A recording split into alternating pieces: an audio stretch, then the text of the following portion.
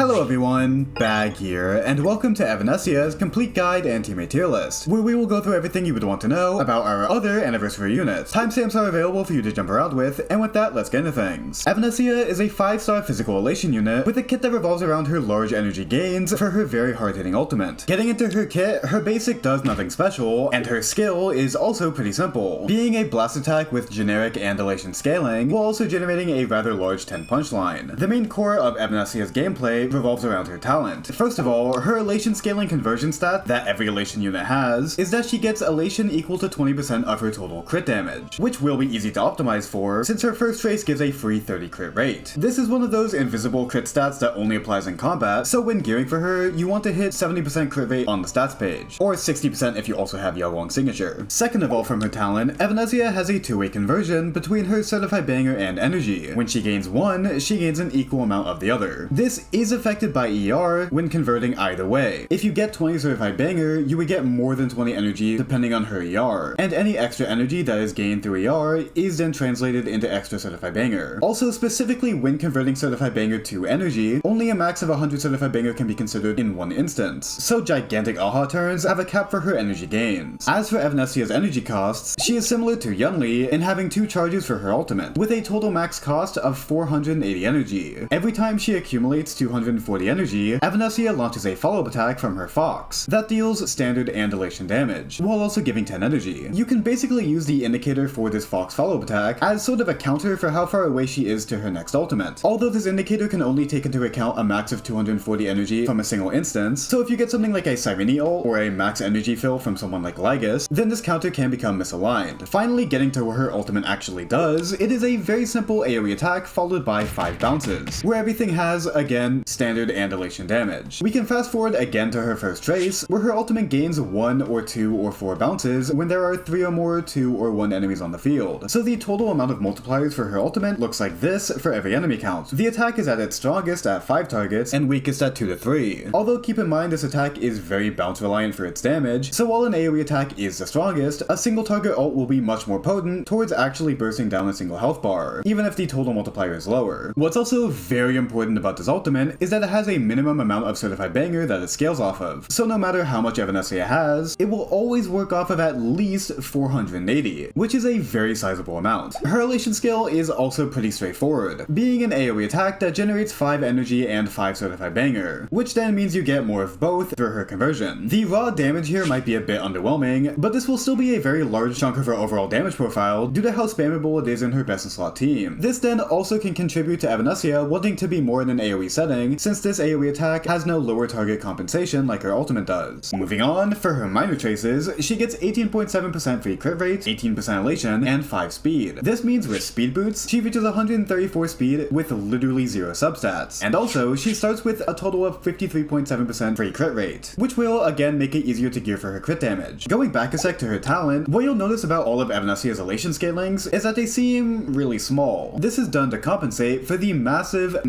amounts of certified banger that she'll have to then boost this elation damage. We can start by moving one last time to her first trace, where Evanescia gains 50% of the certified banger gained by allies with a lower participant ID, which for now is every elation unit other than Superwolf. This is then combined with her third trace, which gives her 50% of the certified banger that any ally loses. This combined with her first trace means that she steals a total of 75% of the certified banger from all elation allies. For her final trace, her Fox follow-up attack inflicts a 3-turn 12% vulnerability on all enemies. This will be pretty easy to apply before her ultimate, since this attack comes when you gain the required energy, but it is still an important debuff to keep in mind nonetheless. Finally, her technique is a simple AoE hit of non-elation damage that also generates 20 certified banger. And I'll also mention here that since she starts combat at half energy, that starting energy instantly gives her a starting Fox follow-up attack at the start of combat as well, alongside around 300 certified banger. For leveling priority, the elation skill and talent will be the highest priority, since they hold all of her elation scalings. Although leveling everything besides the basic will yield tangible damage boosts that shouldn't be outright ignored. As for how to play Evanescia, there is one thing that I have to introduce up front: certified banger's diminishing returns. This is the formula for certified banger and punchline. Plugging this into Desmos, you can see that the minimum amount of certified banger that her ultimate uses, 480, gives an amp of 4.33 times damage. If we then jump the certified banger all the way to 1000, the multiplier is only at 5.03. That is not bad, but not the literal doubling of damage that you would would get from going from 0 to 60 Certified Banger. So even if stacking up Certified Banger is not doing as much as you'd think the higher you go, Evanescia's core game plan still revolves around maximizing that Certified Banger to get as much damage as possible from every ultimate. Each individual gain of Certified Banger has its own 2-turn duration, meaning from her second turn and onwards, Evanescia will lose a large chunk of Certified Banger. So it's kinda like she has a mini ramp up every turn that peaks right as she skills before her turn ends, where she then loses the ramp up that she gained 2 turns ago. With all of this turn buffing shenanigans, the standard rules of buffing applies. If Evanescia gains Certified Banger on her turn, that Certified Banger's turn duration will not count down on that turn, meaning it would last for a total of 3 turns. Whereas if you give it right before her turn starts, it would only last 2. So when it is feasible to do so, waiting on a Yaoguang, EMC, or Ho-Ho to be used when it's actually Evanescia's turn can help maximize how much Certified Banger she can hold on to. The balancing act comes into play when it comes to trying not to overcap on her energy. Marginal amp from an extra 10 to 20 Certified Banger would not be worth losing progress towards your next ultimate, unless if it's at the end of the fight and you aren't getting another ult anyways. Outside of that though, any amount of overcapping will hurt, since you would also then lose the energy from her Fox follow-up attack, meaning the ideal situation is being a razor's edge away from overcapping. So with that, knowing how much energy each source from her team gives is very helpful. Ho-Ho is easy in giving a fixed 20% max energy, which means 40% of her Fox bar counter, since it counts up to 240 energy. Otherwise, every source of Certified Banger is split, since some of Evanescia's gains are tied to allies losing Certified Banger. With 3 Elation teammates, a Yaoguang ult might give a total of 50 Certified Banger, but she'll only get 40 of it up front, plus the 5 energy and 5 Certified Banger from sending out her Elation skill. So up front, a Yaoguang ult gives around 70 energy or 29% charge with her signature, or around 59.5 energy and 24% charge without her signature. And the EMC ult gives a variable amount but around 31 energy and 12.8% charge with her S1, or 26-ish energy and 10.9% charge without her S1. For natural AHA turns, generally the math is, whatever the punchline is, times 2, plus 10, then times her ER. Although there's other things to keep in mind, such as the 3 punchline EMC adds to natural AHA turns mid-turn, or the extra energy that she can get from killing enemies. I do also want to be more specific about the part of her talent that says that she can only work off of a max of 100 Certified Banger per instance when converting into energy, as at least from what I've been able to observe, per instance means per source. So if you have like a 90 punchline AHA turn, every individual source of Certified Banger from that turn is under 100. So even though you're getting way more than 100 Certified Banger from the entire AHA turn, you will still get the full conversion. It's just kind of worded weirdly. But again, this is all upfront Certified Banger, and you should keep in mind how the ending of ally elation turns will also give her a sizable amount of Certified Banger and energy from seemingly nowhere. This is also complicated by the fact that Yaoguang's Certified Banger duration is actually 3 turns, so she'll be that much more difficult to keep track of. The top priority for learning when to ult, however, is not for her Certified Banger upkeep, but rather for the context of the fight. As I mentioned, Evanescia's ultimate is strongest in AoE with raw multipliers, but those multipliers are more spread out, whereas the lower target ultimates, especially a single target ultimate, will be much more focused in its damage. So when to ult will be fight dependent. Say you have an AoE part of the fight that you need to clear before getting to a damage window where the boss is vulnerable. Saving ults to get through this AoE portion might be nice to burst it down faster, but since her Elation skill and Fox follow-up are always AoE no matter what, trying to chunk down the add health bars with as many of these first can at least lighten the amount of ultimates needed to whittle down the enemy count back down to just a boss, which would then lead you with more ults to lay into the boss with. Just keep in mind to Elation skill and or Fox follow-up attack in AoE when you can, and ult in AoE when you need to, unless if it's a shared HP fight, in which case all of this flies out the window. Again, most bosses have some sort of damage window where they take more damage, even with something as small as the extra damage taken when broken. So it's a weird balancing act of spending resources to get to those damage windows faster, while still having enough resources to make proper use of those windows. There is no exact science that can solve this dilemma, but so long as you are trying to keep this in mind and you aren't just mindlessly spamming her ult, then that'll go a long way by itself. She's a very min-maxy character with a good amount of room for error, but the key tenets of energy upkeep, optimal ult timing, and Certified Banger turn juggling will be the core rules to play by. I'll plug you to subscribe. If you want coverage of Blade SP or any other future unit in this style, then stick around. Alright, back to the vid. Gearing Evanescia is, well, as weird as it has been for other Elation units. Main sets and planars are as easy as ever, in that Magical Girl and Punk Lord are the best options by a decent margin, although Izumo or Banana Amusement with Dipped can work as well. For stats, crit damage for the body is expected with how much free crit rate she gets, but in the end it's whatever gets her a better ratio. For Rope, ER is strictly better than attack, but attack is still usable, just not recommendable. For Orb, any helpful main stat is only buffing her non-elation damage, and while her non-elation multipliers are actually not that bad, the majority of her damage will still be elation. This is all to say, physical orb is the best, attack orb is a very close second, but you can use any main stat so long as it has good substats, especially if tank stats help in sustainless runs or in fights where Ho-Ho's healing is lackluster. For the boots, well, attack and speed both have their own positives and negatives. Evanescia is not really a standard carry that relies on her turn, and in fact getting faster turns can be a bad thing since her turn ending means a loss of a lot of certified banger, alongside buffs with shaky uptime, like if you're trying to use Sacerdos on EMC. Evanescia's damage instead mainly revolves around her relation skill, Fox follow-up, and ultimate, which, well, 2 out of 3 of them can be marginally buffed by attack percent boots. On the other hand, her skill is still a very decent chunk of damage that generates a non-negligible amount of energy, as well as a very sizable 10 punchline. Speed can also help Aha reach new thresholds. The 25 speed from speed boots translates to an extra 1.25 extra speed for Aha, which can be a difference maker for, say, getting Aha to 140 speed for 7 turns and 500 action value for Anom. Overall, both main stats will perform very similarly, and it'll depend on a given fight for what advantage from each of them will end up mattering for a better run. The most important factor, though, is just whatever you have better substats for, so as long as you have a solid boots piece for her, then you'll be fine either way. She's also fast enough to get naturally to 133.4 speed without speed boots, especially if you have external help like Ho-Ho E1 or Yaoguang E2. Not that I would recommend getting that vertical investment just for this, but it is relevant if you do have them. So for stat goals, the first one is 70 to 60% crit rate, depending on if you have Yaoguang Sig. Then for speed, it's either base speed, 133.4 speed for MOC, or 140 speed for Anom. Then after that, it's just about stacking as much crit damage as possible. Attack percent isn't a bad stat, but it is a lot less valuable than crit, so think of it as a nice small bonus if a piece has it, instead of something to actually aim for. For light cones, yet again, she has the same repertoire as every other relation carry, without much being different. Mushishumi is the backbone free-to-play choice that is perfectly solid by itself. The battle pass option is marginally stronger at higher superimpositions, while being more equal at lower superimpositions, with Mushishumi being slightly worse here than in Superwolf teams, since you don't have a sub DPS that can benefit from the extra amp. The new event light cone is very close to Mushishumi, and I would say its best use case is for when Mushishumi's debuff is hard to upkeep, like in Pure Fiction when enemies are constantly cycling. Meanwhile, her signature gives 60 crit damage, so then also 12% elation, as well as a 2-turn 50% vulnerability debuff added to her elation skill, and a total of 20.8% energy regen. It should be obvious that more energy pushes forward her entire game plan. More ultimates, more certified banger, more Fox follow-ups, and so on and so on. In spite of this, spoiler alert, it is pretty clear that her E1 is better than her S1, but separated from that context, her S1 is still a very good pickup. When we talk about options that give energy, the question of thresholds always pops up. How important this light cone is will ultimately depend on how many extra ults and extra Fox follow-ups it actually ends up giving you. On average though, I would say this light cone is in the same tier as Superwolf's, in being entirely worthwhile, but not too painful to skip if you don't want it, with the main difference here being that Evanescia's E1 is way better than Superwolf's E1. I'll lastly note that Sparxie's signature is also a very solid option, but only really in longer fights where she has enough time to spend the skill points for the Death Shred buff. If you're running a very slow Evanescia that never takes her turns, then this will become a lot less worth it, but still perfectly usable. For teams, welcome to Evanescia's teammate tier list. It's like a video inside of a video. Wow. Anyways, let's not stall. Who are her most important teammates? To address the elephant in the room, let's first talk about Yaoguang. During Evanescia's pre-release cycle, she felt like a very flexible carry that could work well in elation or non-elation teams. Since then, her changes have more solidly placed her as an elation carry first and foremost. Having elation units on the team in general benefits Evanescia, due to being another participant in Aha's turn, meaning another recipient of Aha's certified banger that she can then steal from. That then combines with making Aha a good bit faster, and in giving a moderate amount of punchline for those Aha turns. But the real kicker comes in with Yaoguang's extra Aha turns, which are more valuable here as opposed to something like an EMC ult, due to, again, including all elation allies for more certified banger generation. I wouldn't say there's any specific need for Yaoguang's support to function, in the same way that Superwolf wants her for her unique ult gauge. Evanescia can function without her, it's just that her support is better at giving Evanescia what she wants compared to any other option by a very sizable margin, in spite of her raw buffing on paper not really being anything too notable. We could also then extend this to talk about the other elation support, EMC, who is important in a lot of the same ways. Again, elation as an archetype wants elation units played together, and Evanescia wants this even more so with her mechanics. So even though EMC isn't really the best at buffing, and their ult is a lot less valuable than Yaoguang's, they went out here as essentially a best in slot partner due to there not being many other options, since the unit that is better than them is also being played here. EMC does also have some utility that is tailor-made for Evanescia's teams, such as generating 20-ish certified banger for themselves with their skill, or their skill's elation damage working working off of the highest certified banger on the team. They were made with this team in mind, so it's nice that they do actually earn their slot in this core. But I do have to, of course, bring up the other